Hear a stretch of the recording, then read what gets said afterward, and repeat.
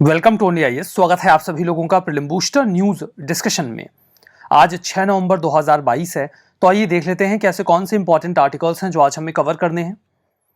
हमारा first article,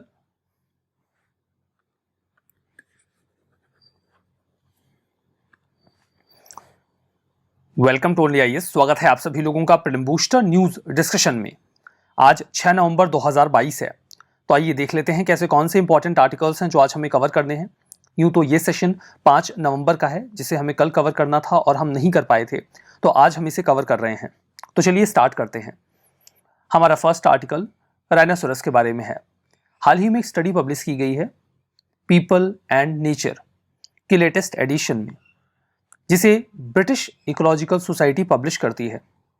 इस पूरी स्टडी में यह बताया गया कि धीमे धीमे जैसे जैसे समय बीतता गया है, हंटिंग के इम्पैक्ट की वजह से जो राइनोसोरस हैं उनका जो हॉर्न है उसका साइज छोटा होता गया। ये कई सारी पिक्चर्स को जो बहुत पहले से क्लिक की गई थी राइनोसोरस की, पहले राइनोसोरस की पिक्चर्स को क्लिक करने का बेसिक ऑब्जेक्टिव होता था कि कोई इनको हंट कर लेता था, तो अपना वैलर दिखाने के लिए इनके साथ पिक्चर्स क्लिक करता था। लेकिन बाद में जब लोगों के अंदर थोड़ा इकोलॉजिकल सेंस आया, तो लोगों ने इनको हंट करना कम से कम वेलर के लिए तो बंद कर दिया। हालांकि इलीगल हंटिंग तो इनकी अभी भी होती है, लेकिन उसके बाद जो इकोलॉजिस्ट थे, एनवायरमेंटलिस्ट थे, उन्होंने कई सारी पिक्चर्स क्लिक करनी शुरू कर दी। जो एनिमल लवर्स थे उन्होंने पिक्चर्स क्लिक करना शुरू कर दिया। तो ऐसे पिक्चर्स को कंपेयर करके ये कंक्लूजन ड्रॉ किया गया। आइए बात करते हैं ग्रेटर वन हॉर्न राइनोसोरस के बारे में। जो ग्रेटर वन हॉर्न राइनोसोरस होते हैं, जिन्हें शॉर्ट में आप राइनो भी बोलते हो या फिर इंडियन राइनो बोल सकते हो, ये राइनो की स्पीसीज में सबसे बड़े होते हैं। इनके पास एक सिंगल ब्लैक हॉर्न होता है और ग्रे ब्राउन हाइड होता है। मतलब हॉर्न देखिए, यहाँ तक ऐसे एक ब्राउन कलर के हाइड से स्किन फोल्ड से ढका हुआ होता है। राइनोस की 5 स्पीसीज में से एक है इंडियन राइनो। बाकी की जो 4 स्पीसीज हैं उनमें एक है white rhino, then black rhino, Javan rhino and Sumatran rhino. जो व्हाइट राइनो है ये नदर्न और सदर्न अफ्रीका में पाए जाते हैं।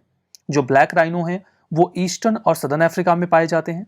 जावन राइनो आपको इनको देखिए सुंडा राइनो भी कहा जाता है, और या फिर लेसर वन हॉर्न राइनो भी कहा जाता है। कहाँ पाए जाएंगे ये कहने वाली बात नहीं है। जावन राइनो है तो जावा में पाए जाएंगे। सुमात्रन राइनो जो है ये सुमात्रा में पाए जाएंगे। क्रिटिकली इंडेंजर्ड स्पीसीज है ये राइनो की, सुमात्रन राइनो।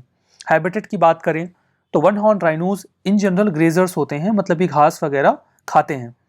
लेकिन जब इन्हें लैंड पर ग्रेज नहीं करना होता तो कई बार ये पानी में चले जाते हैं और वहां जाके पानी के अंदर जो एक्वेटिक प्लांट्स होते हैं उनको भी खाते हैं। तो मतलब एकदम फ्लेक्सिबल है, जहां घास मिल गई वहां खा लिया, कोई टेंशन वाली बात नहीं है।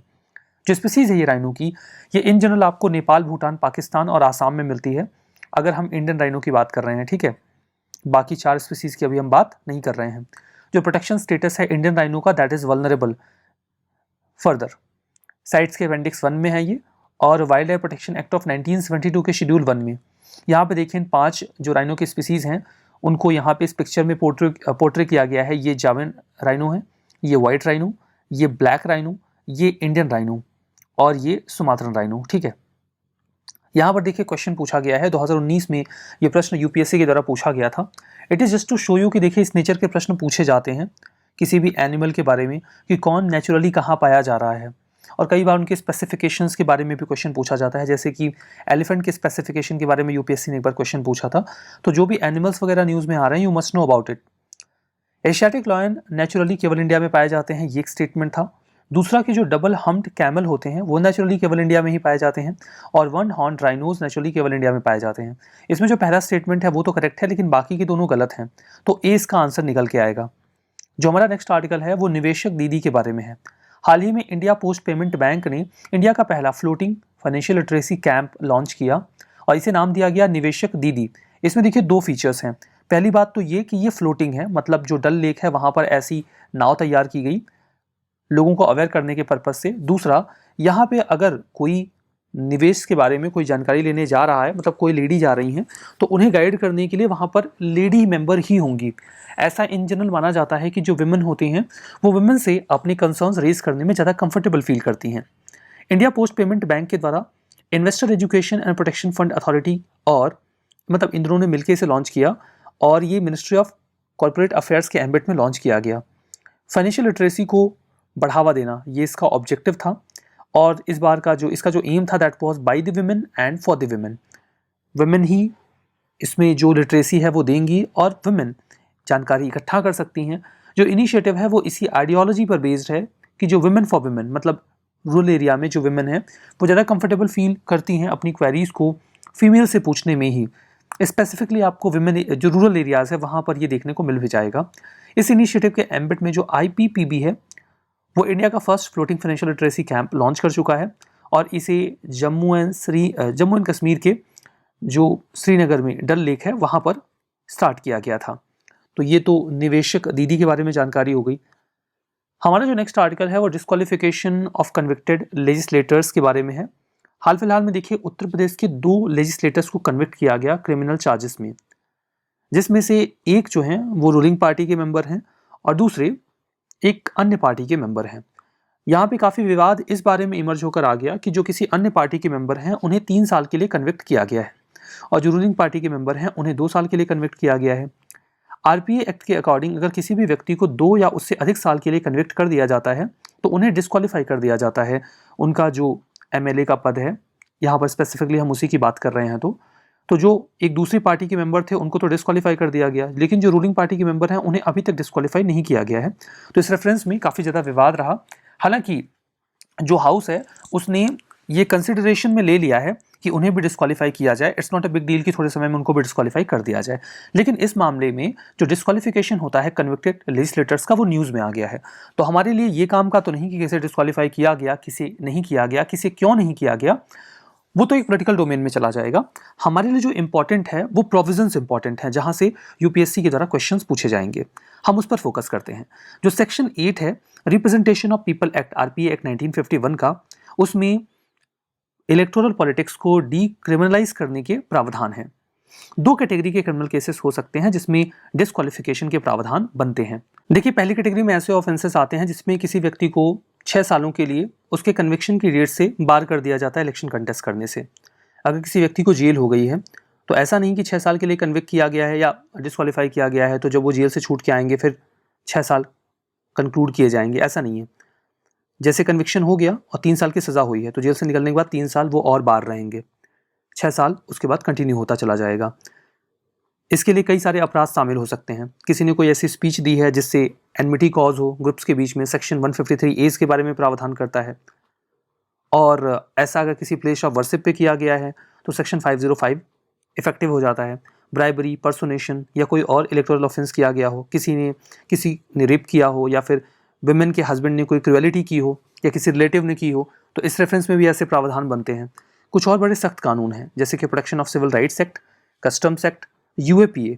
इसमें अगर कोई व्यक्ति कन्विक्ट होता है तो इस बात से फ़र्क नहीं पड़ता कि उसे कितनी सज़ा मिली है, उसे डिस्क्वालीफाई कर दिया जाएगा। इन जनरल ये होता है कि आपको कम से कम 2 या उससे अधिक सालों की सज़ा मिली हो तो ही डिस्क्वालिफिकेशन होता है। किसी ने सती, करप्शन, टेररिज्म या फिर नेशनल फ्लैग को इंसल्ट किया हो, नेशनल एंथम को इंसल्ट किया हो, तो भी इस प्रकार के सीरियस क्राइम की कैटेगरी में आते हैं। एक सेपरेट कैटेगरी होती है, देखिए जो क्रिमिनल प्रोविजंस होते हैं सेपरेट कैटेगरी के, उसमें डिस्क्वालिफिकेशन नहीं होता। जनरल कैटेगरी के ऑफेंसेस आपने किए हैं और सज़ा 2 साल से कम मिली है तो फिर डिस्क्वालिफिकेशन नहीं होगा। क्या कोई लीगल प्रोटेक्शन होता है क्या अगर कोई व्यक्ति इस प्रकार का अपराध करता है, डिस्क्वालीफाई हो जाता है तो? Section 8 clause 4 representation of people act का 2013 के पहले ऐसा प्रावधान करता था कि अगर कोई व्यक्ति डिस्क्वालीफाई हो गया है तो उसका मतलब कोई व्यक्ति कन्विक्ट हो गया है तो उसे 3 महीनों तक डिस्क्वालीफाई हाउस नहीं करता था। ना तो पार्लियामेंट डिस्क्वालीफाई करता था, ना स्टेट का लेजिस्लेचर डिस्क्वालीफाई करता था। ये 3 महीने का समय उनको क्यों दिया जाता था? ताकि अगर वो अपील करना चाहते हैं किसी हायर कोर्ट में तो कर लें, और अगर उनकी अपील को एक्सेप्ट कर लिया गया है तो डिस्क्वालिफिकेशन नहीं होगा जब तक कि उनका मामला क्लियर नहीं हो जाता। तो 3 महीनों का समय मिल जाता था, किसी व्यक्ति के कन्विक्शन के बाद भी डिस्क्वालीफाई नहीं किया जाता था।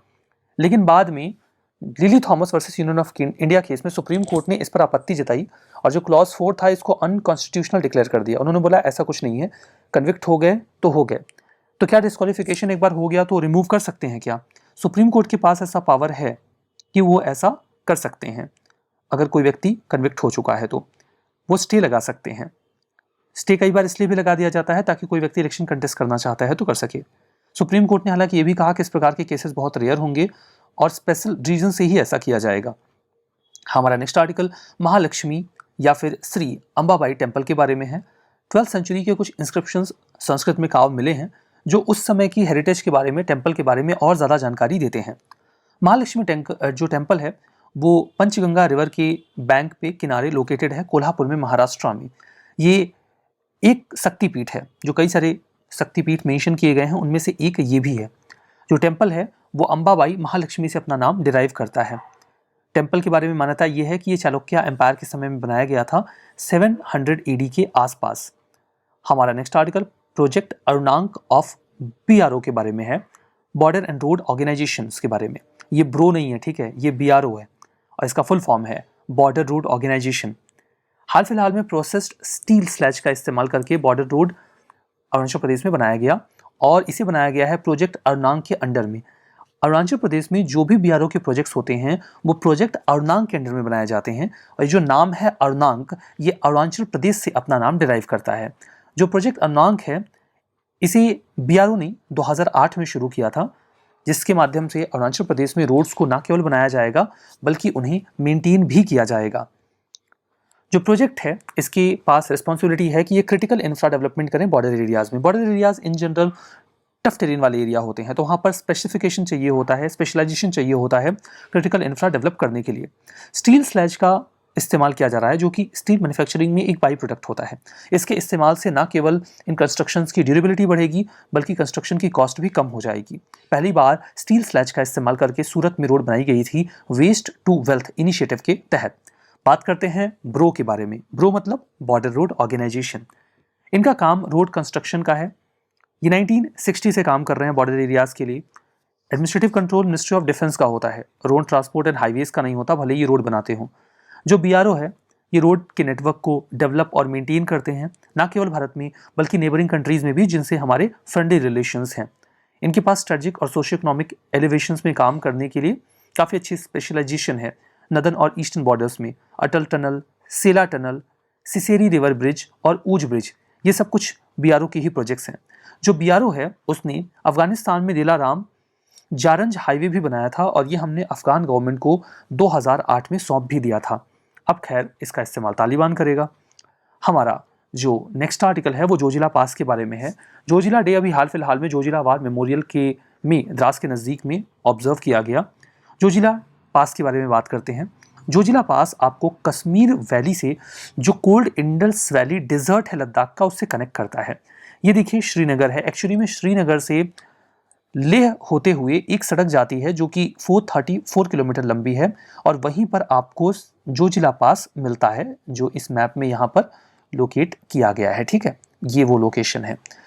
ये जो टनल है, ये पास है, जो बेसिकली टनल नहीं, जो पास है, ये 3528 मीटर की ऊंचाई पर बनाया गया है, मतलब 11,000 फीट की ऊंचाई पर। ये सेकंड हाईएस्ट पास है श्रीनगर लेह हाईवे में, फोटुला के बाद में।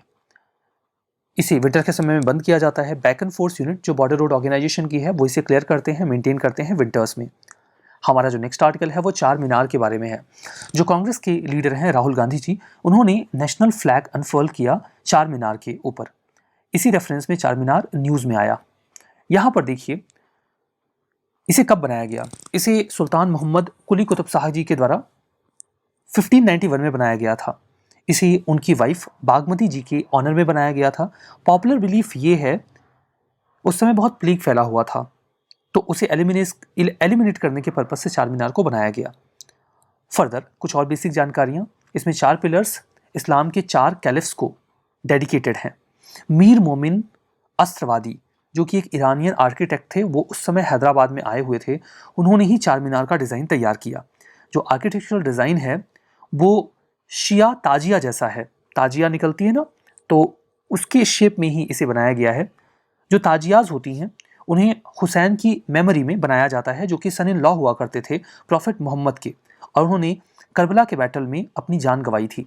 जो चार मीनार है वो ग्रेनाइट और लाइम मोर्टार से बनाया गया है और पल्वराइज्ड मार्बल से, मार्बल को चूरा बना दिया जाता है, उसे ही कहा जाता है पल्वराइज्ड मार्बल। जो टॉप फ्लोर है चार मीनार का, वहाँ पर एक मॉस्क भी है और ऐसा माना जाता है कि हैदराबाद सिटी का वो सबसे पुराना मॉस्क है और ये मूसी जो रिवर है उसके ईस्ट बैंक पर आपको मिलेगा। इसे आर्कियोलॉजिकल एंड आर्किटेक्चरल ट्रेजर के तौर पे एक्नॉलेज किया गया है ऑफिशियल लिस्ट में, जिसे आर्कियोलॉजिकल सर्वे ऑफ इंडिया बनाता है। चार मीनार के साथ साथ कुतुब शाही मॉन्यूमेंट जो हैदराबाद में है, जैसे कि गोलकोंडा फोर्ट, कुतुब शाही टॉम, इन सभी लोगों को tentative list of UNESCO world heritage site में भी जगह दी गई है। हमारा जो नेक्स्ट आर्टिकल है वो AD-1 के बारे में है, यानी कि एयर डिफेंस 1। जो DRDO है उन्होंने मैडन फ्लाइट टेस्ट किया है फेज 2 का। मैडन टेस्ट का मतलब होता है जनरल टेस्ट है, चेक कर रहे हैं काम कर रहा है कि नहीं। ये बैलिस्टिक मिसाइल डिफेंस इंटरसेप्टर है। अगर बैलिस्टिक मिसाइल से हमला किया जाता है इंडिया के ऊपर, तो इंडिया उसे कैसे इंटरसेप्ट करके डिस्ट्रॉय कर सकता है। तो जो AD-1 है ये लॉन्ग रेंज इंटरसेप्टर मिसाइल है, जिसे लो एक्सो एटमॉस्फेरिक और इंडो एटमॉस्फेरिक इंटरसेप्शन के लिए तैयार किया गया है, लॉन्ग रेंज बैलिस्टिक मिसाइल्स के लिए एज वेल एज एयरक्राफ्ट के लिए।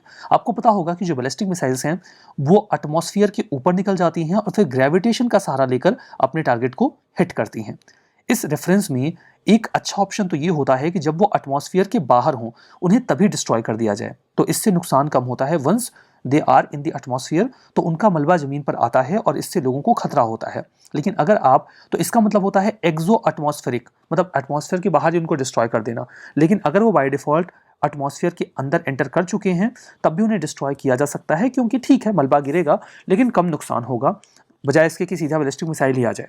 तो मिसाइल को 2 स्टेज सॉलिड मोटर से प्रोपेल किया जाएगा और इसमें बहुत ही एडवांस कंट्रोल सिस्टम, नेविगेशन और गाइडेंस एल्गोरिदम भी लगाया गया है। आइए रिवीजन करते हैं। राइनोसोरस, ये 1 हॉर्न जो राइनो होते हैं ये नेचुरली केवल इंडिया में ही पाए जाते हैं, ये गलत है। निवेशक दीदी, ये first floating financial literacy camp है, ये तो सही है।